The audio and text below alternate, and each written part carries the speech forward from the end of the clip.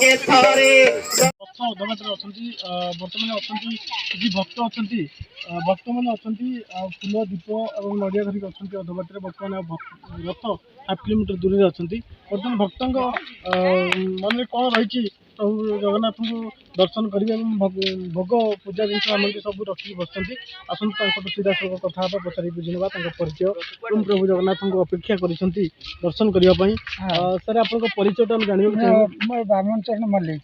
ଆଜ୍ଞା ବର୍ତ୍ତମାନ ଆମର 20 ବର୍ଷ ହେଲାଣି ରଥଯାତ୍ରା ହେଲା। ଛୋଟ ଇଏ କରି ପିଲା ଯେମିତି ଖେଳିଲା ଭଳିଆ ସେମିତି ରଥଯାତ୍ରା ହେଲା ଆମ ଗାଁର ହେଲା। ଆସ୍ତେ ଆସ୍ତେ ବଢ଼ି ବର୍ତ୍ତମାନ ବହୁତ ହେଲାଣି। ବହୁତ ସମାଗମ ଲୋକମାନେ ମଧ୍ୟ ବହୁତ ଆସୁଛନ୍ତି। ଆଉ ରଥଯାତ୍ରା ଠିକ୍ ଚାଲିଛି। ଆଉ ବର୍ତ୍ତମାନ ରଥ ଅଧବାଟରେ ହେଇଛି। ସେ ଆସିଲେ ଆମର ଏଇ ବାଟ ଦେଇକି ଯିବ।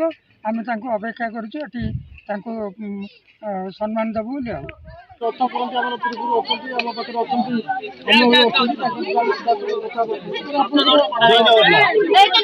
ଆଜକୁ 30 ବର୍ଷ ହବ ରଥଯାତ୍ରା। ମୋର ନାମ ଅନିରୁଦ୍ଧ ମୁଦୁଲି ଏବଂ ମୋ ପିଲାବେଳେ ବହୁତ ରଥଯାତ୍ରା କରି ଆସୁଥିଲି। 30 ବର୍ଷ ହବ ମନ୍ଦିର କରାହେଲା। ଆଜି ବର୍ତ୍ତମାନ ମାଉସୀ ମା ମନ୍ଦିର କେତେ ବାଟ ଆପଣଙ୍କର? 2 କିଲୋମିଟର ହବ।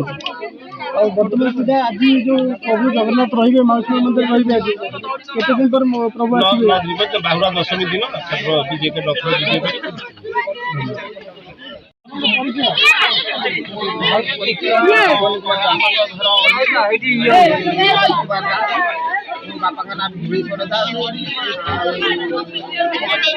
ଆଜି ଯୋଉ ଜଗନ୍ନାଥ ମନ୍ଦିର ଆପଣଙ୍କର ରଥଯାତ୍ରା ହେଇଛି ଆପଣଙ୍କର ନୀତି କ'ଣ ରହିଥିଲା?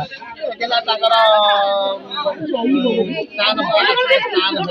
ବାର ଭୋଗ ହେଲା, ନୀତି ଭୋଗ ହେଲା, ତାପରେ ଠାକୁର ଛେରା ପହଁରା ହେଲା। ରଥ କେତେ କ'ଣ ହେବ? ରଥ କେତେ ସମୟ କ'ଣ ହେବ ରଥ?